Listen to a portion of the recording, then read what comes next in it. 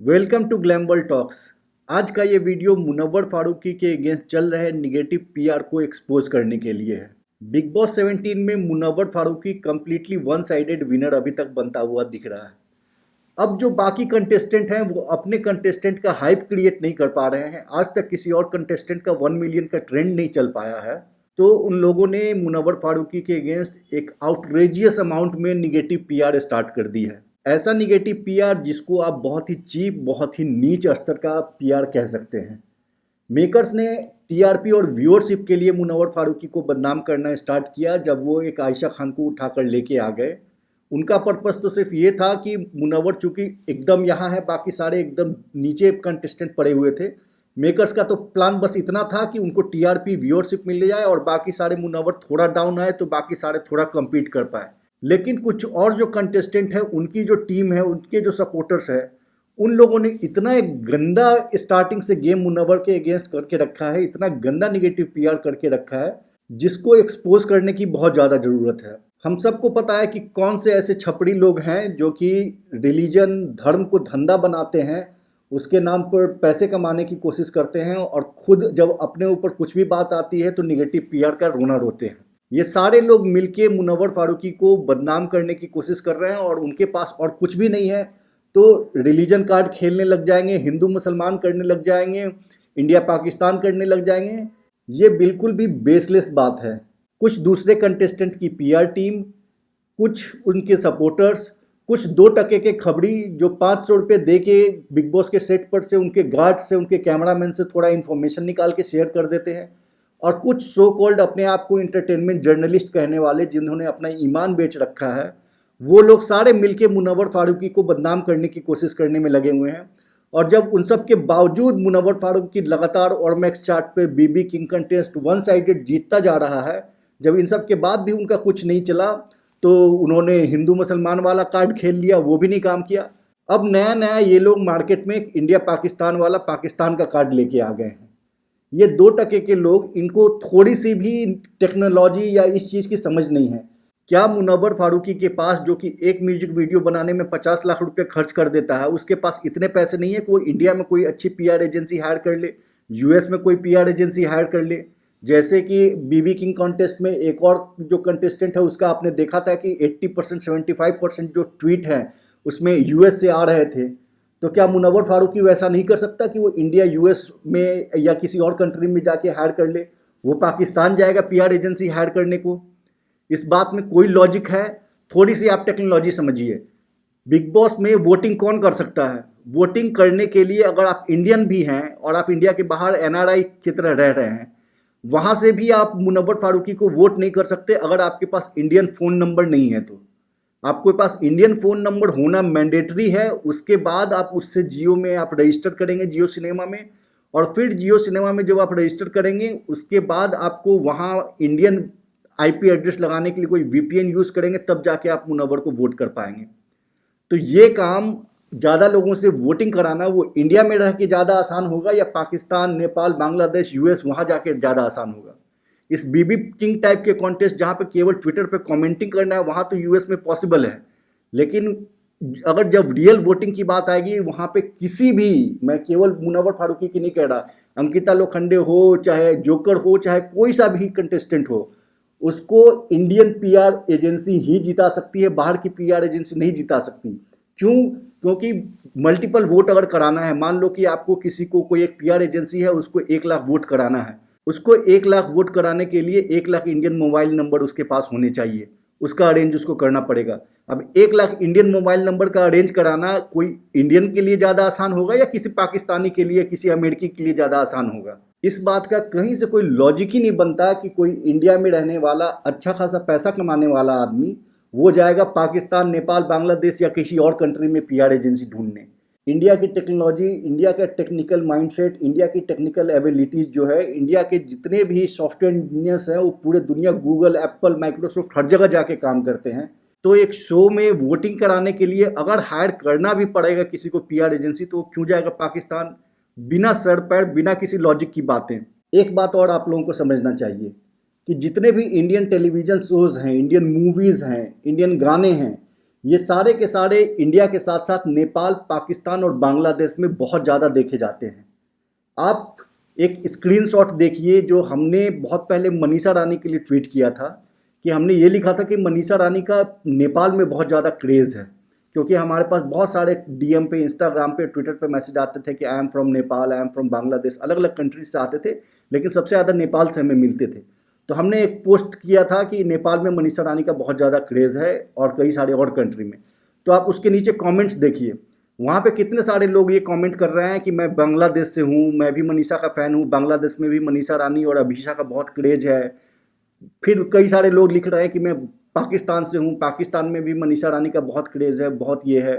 फिर उसी पे कुछ लोग कमेंट कर रहे हैं कि मनीषा रानी का गाना जो जमुना पार है वो पाकिस्तान में अभी भी नंबर 1 पे ट्रेंड कर रहा है। जब मनीषा रानी का गाना जमुना पार आया था तो पाकिस्तान में Qatar, Australia, Canada, Dubai, Bangladesh, Nepal सारे कंट्रीज़ में ट्रेंड कर रहा था। तो मनीषा क्या गई थी वहाँ पे नेपाल में, बांग्लादेश में, पाकिस्तान में, कतर में अपना पीआर एजेंसी ढूंढने? ये कोई सिर पैर का बात है, ये एकदम से इलॉजिकल, बेतुकी, बचकानी बात है।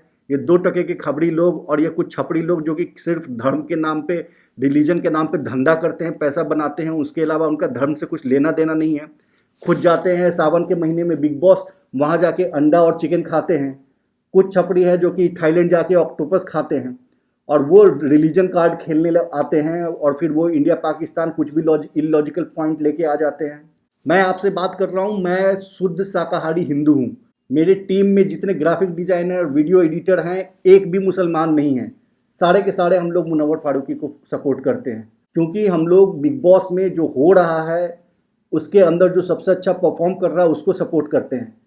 कोई भी आदमी डिनाई कर सकता है कि कल का एपिसोड 100% मुनव्वर फारूकी के बारे में था, या तो वो उसका बात दिखाया जा रहा था या उसके बारे में जो बात हो रही थी वो दिखाई जा रही थी। जब से मुनव्वर फारूकी का स्टैंड अप शो हुआ उस दिन से लेके आज तक हर एक एपिसोड सिर्फ और सिर्फ मुनव्वर फारूकी के बारे में हुआ है। पूरा का पूरा सीज़न मुनव्वर फारूकी चला रहा है। इसकी वजह से हम मुनव्वर फारूकी को सपोर्ट करते हैं। पिछले सीज़न में हम मनीषा रानी को सपोर्ट कर रहे थे, तो क्या मनीषा रानी मुसलमान थी या किसी और धर्म की थी? वो तो हिंदू थी ना। हमने सिद्धार्थ शुक्ला को सपोर्ट किया था, वो भी हिंदू था। करण कुंद्रा को हमने सपोर्ट किया, हमारे ट्विटर पे जाके आप चेक कर लीजिए हमने करण कुंद्रा को कितना सपोर्ट किया है। ये हम इंटरटेनमेंट सेगमेंट में वीडियो ही इसलिए बनाते हैं क्योंकि हमें पॉलिटिक्स या किसी और चीज़ में नहीं जाना है जहाँ पे हेट और धर्म की बातें और इन सब चीज़ों की बातें होती हैं। इंटरटेनमेंट में भी लोग कुछ आ जाते हैं अपना धर्म का एजेंडा लेके, इंडिया पाकिस्तान करने, हिंदू मुसलमान करने।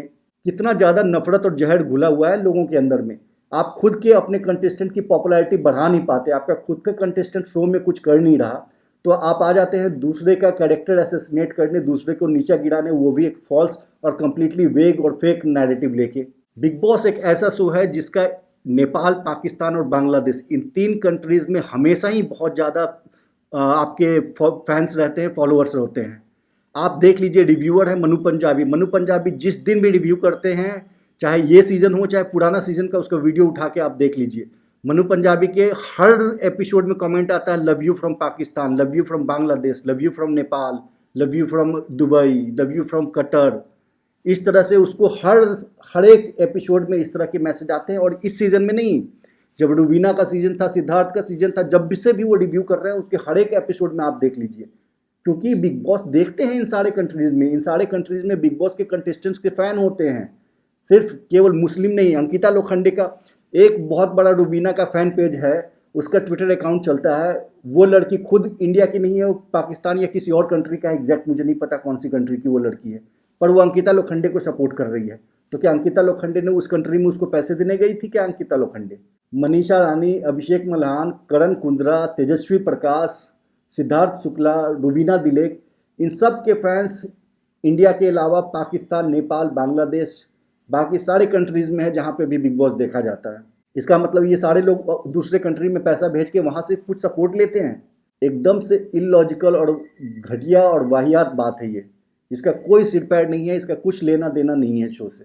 बस ये है कि आप अपने कंटेस्टेंट को बढ़ा नहीं पा रहे हैं, तो बस एक नैरेटिव लेके आ जाओ ताकि मुनव्वर के अगेंस्ट में एक इन्वायरमेंट क्रिएट किया जा सके। एक बार फिर से हम आपको क्लियरली बता देते हैं, किसी भी कंटेस्टेंट का, मुनव्वर हो या कोई भी हो, कोई भी कंटेस्टेंट का इंडिया के बाहर की पीआर एजेंसी हायर करना वोटिंग के लिए बेवकूफ़ी की बात है। टेक्निकली ये एकदम से वाइज डिसीजन किसी का नहीं है, क्योंकि वोटिंग सिर्फ इंडियन नंबर से होती है और Indian PR agency Indian number सबसे इजीली अरेंज कर सकती है कंपेयर टू कोई पाकिस्तानी, नेपाली, बांग्लादेशी और यूएस की कंपनी से। जो लोग अभी यूएस की कंपनी या यूएस के थ्रू बीबी किंग कंटेस्ट में वोटिंग करा भी रहे हैं, कमेंट्स करवा रहे हैं, वो इसलिए क्योंकि ट्विटर पे आप कहीं से भी कमेंट कर सकते हैं। उनको भी जब अपना पीआर एजेंसी वो लोग एम्प्लॉय करेंगे, हालांकि पीआर एजेंसी के थ्रू भी वो नहीं जीत सकते, वो बस यही कर सकते हैं हिंदू मुसलमान, इंडिया पाकिस्तान, बस नफरत फैला के, मुनव्वर के अगेंस्ट में हेट फैला के वो अपने कंटेस्टेंट के फेवर में सोचते हैं कि अपने कंटेस्टेंट का जो आना है वो तो आना है, मुनव्वर के अगेंस्ट में इतना हेट फैला दो कि उसके वोट्स कम हो जाएं ताकि हमारा कंटेस्टेंट जीत जाए। ये अब तक सिर्फ पॉलिटिक्स में देखा जाता था, लेकिन अब ये बिग बॉस टाइप के जो रियलिटी शो है, इंटरटेनमेंट शो है, उसमें भी रिलीजन और धर्म, जाति, न जाने क्या क्या एंगल ले आके लोग वोट लेने की कोशिश कर रहे हैं। ये बहुत ही पैथेटिक है।